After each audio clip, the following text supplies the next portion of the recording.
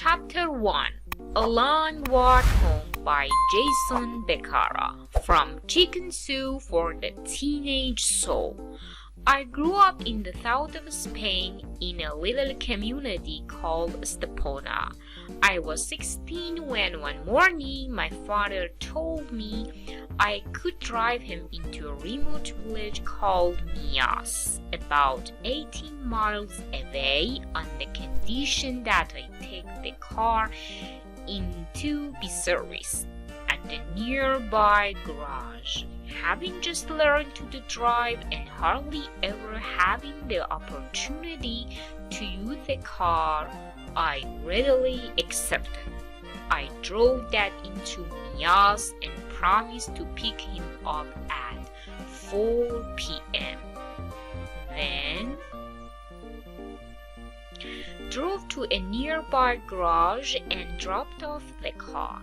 Because I had a few hours to spare, I decided to catch a couple of movies at the theater near the garage. However, I became so immersed in the films that I completely lost track of time. When the last movie had finished, I looked down at my watch. It was 6 o'clock. I was 2 hours late. I knew Dad would be angry if he found out I had been watching movies. He'd never let me drive again. I decided to tell him that the car needed some repairs and that they had taken longer than had been expected.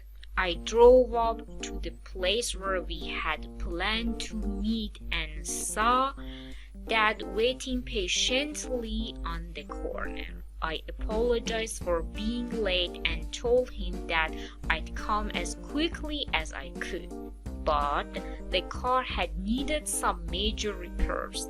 I'll never forget the look he gave me. I'm disappointed that you feel you have to lie to me, Jason. What do you mean? I'm telling the truth. Dad, look at me again. When you didn't show up, I called the garage to ask if there were any problems, and they told me that you hadn't yet picked up the car. So, you see, I know there were no problems with the car. A rush of guilt ran through me as I feebly confessed to my trip to the movie theater and the real reason for my tardiness. Dad listened intently as sadness passed through him.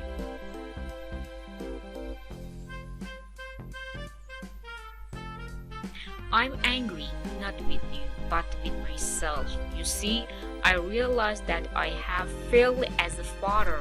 If after all of these years you feel that you have to lie to me, I have failed because I have brought up a son who cannot even tell the truth to his own father. I'm going to walk home now and contemplate where I gone wrong all these years. But, Dad, it's 18 miles to home. It's dark. You can't walk home. My protest, my apologies, and the rest of my utterance were useless. I had let my father down, and I was about to learn one of the most painful lessons of my life that began walking along the dusty roads. I quickly jumped in the car and followed behind, hoping they would relent. I pleaded all the way, telling him how sorry I was, but he simply ignored me, continuing on silently, thoughtfully and painfully. For 18 miles, I drove behind them, averaging about 5 miles per hour.